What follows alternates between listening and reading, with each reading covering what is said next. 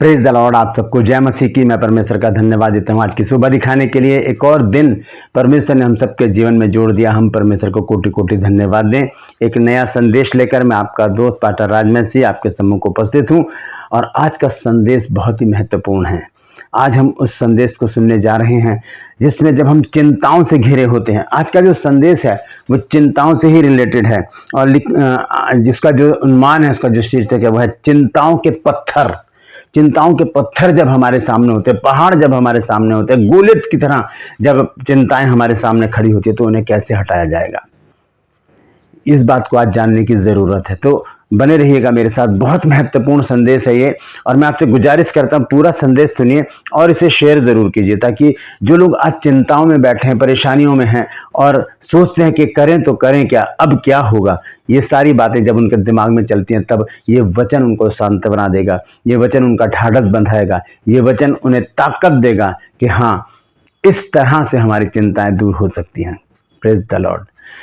तो आइए इस वचन को सुनने से पहले हम प्रार्थना करेंगे कि परमेश्वर आज के वचन के द्वारा हम सबसे पर्सनली बोले और बातचीत करें। Praise the Lord. True pulse में आज का सवाल है कि सुलेमान को अपना महल बनाने में कितने वर्ष लगे। राजा सुलेमान को अपना महल बनाने में कितने वर्ष लगे? अगर जानते हैं तो कमेंट्स में लिख दीजिए, नहीं तो डिस्क्रिप्शन में आपको इस सवाल का जवाब मिल जाएगा। यदि आप हमारे बाइबल कॉलेज से 1 साल का पत्राचार या कॉरेस्पॉन्डेंस कोर्स करना चाहते हैं तो इस नंबर पर व्हाट्सएप कीजिए और लिखिए कि मुझे बीबीएस कोर्स करना है। बीबीएस मतलब बेसिक बाइबल स्टडी। आपके बेस को मजबूत करने के लिए ये कोर्स बहुत ही महत्वपूर्ण है। तो व्हाट्सएप कीजिए, कॉल मत कीजिएगा ना एसएमएस कीजिएगा, सिर्फ व्हाट्सएप कीजिए और लिखिए कि मुझे बीबीएस कोर्स करना है। Praise the Lord. आइए एक छोटी सी प्रार्थना करके आज के वचन को शुरू करेंगे। प्रभु जी, मैं धन्यवाद देता हूँ आज की सुबह दिखाने के लिए और विनती करता हूँ प्रभु आज के वचन को भी शेयर करने मेरी मदद सहायता कर। मेरे होठों को, मेरे दिलो दिमाग को छूकर ब्लेस कर। मेरी आत्मा और मेरा शरीर तेरे ही कब्जे में रहे, ताकि बोलने वाला मनुष्य नहीं बल्कि तेरा आत्मा हो। जो भी गूढ़ भेद की बातें इस वचन में छिपी है वो हम पे प्रकट करना। और प्रभु जी, मैं विनती करता हूँ प्रभु, जितने भी लोग इस वचन को देख रहे हैं, सुन रहे हैं, उन सब पर मैं तेरी आशीष बोलता हूँ। हर एक को आशीषित कर। हर एक की रोग, बीमारी, चिंता, परेशानियां, दुख, तकलीफें, लड़ाई झगड़े, तफरके, मनमुटाव, तलाक की समस्याएं, प्रभु जी, नशा, कर्जा, बेरोजगारी, बांझपन, कमी घटियां और बुरी बीमारियां हर एक के घर से, दिल, जिस्म, जान से दूर कर दे मेरे प्रभु, ताकि तेरे बच्चे तेरी महिमा करने पाए। जिन घरों से लोग खो गए हैं प्रभु, उन्हें वापस लेकर आता कि उन घरों में आनंद मनाया जा सके। मैं धन्यवाद देता हूं प्रभु, तूने मेरी प्रार्थना को सुन लिया। प्रभु यीशु के नाम से मांगता हूं, आमीन। Praise the Lord. तो आइए आज के संदेश को शुरू करेंगे कि चिंताओं के पत्थर जो हैं वो कैसे हटाए जाएं। बड़े बड़े पत्थरों के समान चिंताएं हमारे सामने खड़ी रहती हैं। हम चिंताओं के पहाड़ के नीचे खड़े रहते हैं और सोचते हैं कि करें तो करें क्या। हम ऐसे टी पॉइंट पर आकर खड़े हो जाते हैं, ऐसे दोराहे पर आकर खड़े हो जाते हैं और मन में यही आता है कि जाएं तो जाएं कहाँ, इधर जाएं या उधर जाएं, करें तो करें क्या। इस परेशानी से हमें कौन मुक्ति देगा, इस चिंता से हमें कौन हटाएगा। ऐसी चिंताएं कुछ स्त्रियों की थी। जब हम बाइबल को पढ़ते हैं, मरकुस रचित सुसमाचार 16 अध्याय में, जब यीशु मसीह क्रूसिफाइड हो गए और उन्हें कब्र में डाल दिया गया, जब तीसरे दिन कुछ स्त्रियां वहां पर सुगंधित वस्तुएं लेकर गईं, तब देखिए उनकी वार्तालाप, देखिए वो क्या बातचीत कर रही हैं। आइए सुनेंगे। मरकुस रचित सुसमाचार 16 अध्याय पहले पद से मैं पढ़ूंगा। यहाँ लिखा है, जब सबत का दिन बीत गया तो मरियम मगदलिनी और याकूब की माता मरियम और शलोमी ने सुगंधित वस्तुएं मोल ली कि आकर उस पर मलें। किस पर? प्रभु यीशु मसीह की बॉडी पर। 2 पद में देखिए क्या लिखा है, और सप्ताह के पहले दिन बड़ी भोर जब सूरज निकला ही था, वे कब्र पर आई और आपस में कहती थी। अब देखिए इनकी वार्तालाप सुनिए, बातचीत क्या कर रही हैं। वो कहती है कि हमारे लिए कब्र के द्वार पर से पत्थर कौन लुढ़काएगा। ये एक सवाल है ऐसा बाइबल का जो हर एक मनुष्य के मन में रहता है कि ये समस्या हमारे जीवन से कौन दूर करेगा। ये पहाड़ जैसा जो दुख हमारे जीवन में आ गया है, ये कौन दूर करेगा। हम अकेले में रोते हैं, हम परेशान होते हैं, चिंताएं होती हैं, हम उन समस्याओं को सोच सोच कर डिप्रेशन में आ जाते हैं और यह डिप्रेशन हमें कहां का कहां ले जाता है। तो यहां पर इस प्रकार से लिखा है कि तीसरे पद में, और वो आपस में बातें करती थी कि हमारे लिए कब्र पर से कब्र के द्वार पर से पत्थर कौन लुढ़काएगा, क्योंकि वो स्त्रियां थी, स्त्रियों और कब्र जो थी, जो उस समय कब्र चट्टानों में खोदी जाती थी और चट्टानों में बॉडी को रखकर उस पर बड़ा पत्थर रख दिया जाता था। तो वही पत्थर कैसे लुढ़काएंगे, कौन लुढ़काएगा उस पत्थर को, ताकि कब्र में जाकर ये स्त्रियां जो हैं लोथ पर, जो यीशु मसीह की जो बॉडी है उस पर सुगंधित वस्तुएं मल सकें। ये बहुत बड़ी समस्या थी इन स्त्रियों के सामने। दोस्तों, आज हमारे सामने भी ऐसी समस्याएं खड़ी हो जाती हैं कि ये समस्या हमारे जीवन से कैसे जाएगी, ये दुख हमारे जीवन से कैसे जाएगा, ये बड़ी बीमारी हमारे जीवन से कैसे जाएगी, ये बड़ी चिंता जो पहाड़ के समान, एक बड़े पत्थर के समान हमारे सामने खड़ी है, ये कैसे जाएगी। दोस्तों, हम देखते हैं आगे 4 पद में इसका निवारण दिया गया है। जब उन्होंने आंख उठाई, ध्यान से सुनिएगा, जब उन्होंने आंख उठाई तो देखा कि पत्थर लुढ़का हुआ है, क्योंकि वह बहुत ही बड़ा था, क्योंकि वो बहुत ही बड़ा पत्थर था। जब उन्होंने आंखें उठाई, दोस्तों यहां पर लिखा तो है कि उन्होंने आंखें उठाई, लेकिन अगर हम इसका सही अर्थ देखें, आंखें उठाने का अर्थ क्या है? आंखें उठाने का अर्थ है परमेश्वर से प्रार्थना करना। आंखें उठाकर, जब लाजर कब्र में था तब यीशु मसीह ने क्या किया था? उसने आंखें उठाकर प्रार्थना की कि हे पिता, मैं तेरा धन्यवाद करता हूं कि तूने मेरी सुन ली है। भजन संहिता 121 और उसके पहले पद को जब हम पढ़ते हैं तो वहां पर लिखा है कि मैं अपनी आंखें पर्वतों की ओर लगाऊंगा, मुझे सहायता कहां से मिलेगी? मुझे सहायता यहोवा की ओर से मिलती है, जो आकाश और पृथ्वी का करता है। हालेलुया।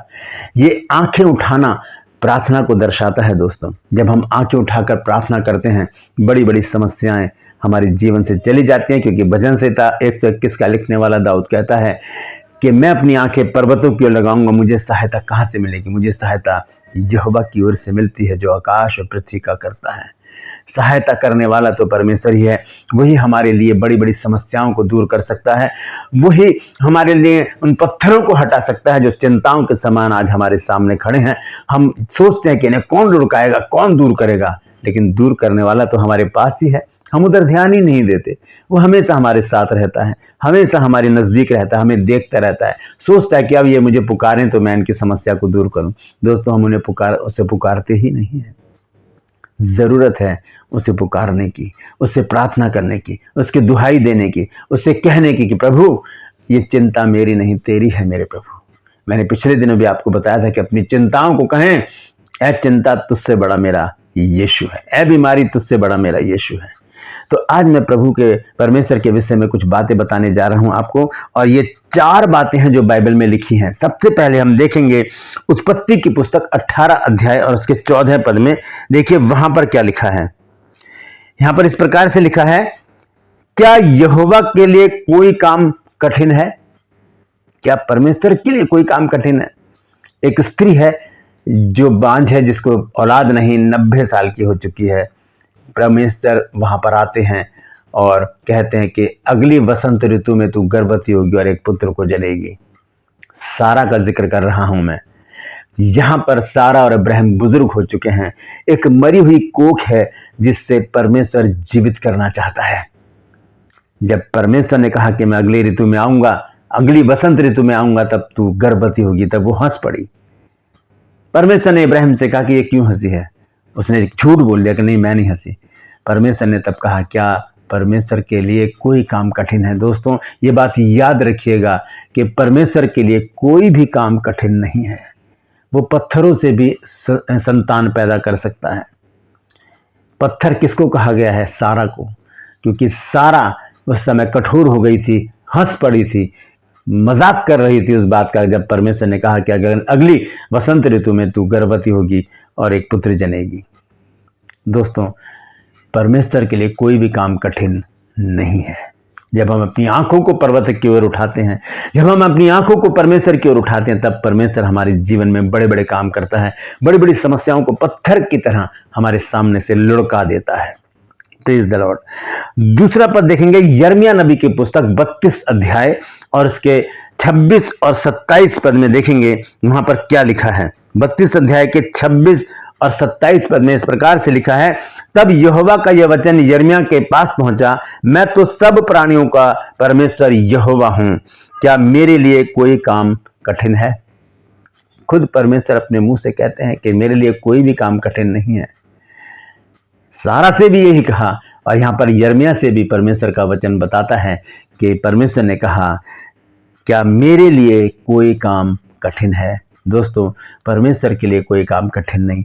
मेरे लिए कठिन हो सकता है, आपके लिए कठिन हो सकता है, हमारे रिश्तेदारों के लिए, दोस्तों के लिए, सगे संबंधियों के लिए कठिन हो सकता है, मुश्किल हो सकता है, लेकिन परमेश्वर के लिए कोई भी काम कठिन नहीं है। ये मैंने दूसरी बात आपको बताई। तीसरा हम देखेंगे अय्यूब की पुस्तक 42 अध्याय के दूसरे पद में। देखिए क्या लिखा है। अय्यूब की पुस्तक 42 अध्याय और उसका दूसरा पद यहाँ लिखा है, मैं जानता हूं कि तू सब कुछ कर सकता है और तेरी युक्तियों में से कोई रुक नहीं सकती। सब कुछ कर सकता है परमेश्वर। अगर परमेश्वर हमें सांस देता है, परमेश्वर हमें जीवन देता है, भोजन भी देता है, सब कुछ देता है, तो वो समस्याओं को भी पत्थर की तरह लुढ़का देता है। हालेलुया, ऐसा है हमारा परमेश्वर। तो हमने देखा है कि सारा से परमेश्वर ने कहा, क्या मेरे लिए कोई काम कठिन है। यिर्मयाह से कहा, क्या मेरे लिए कोई काम कठिन है।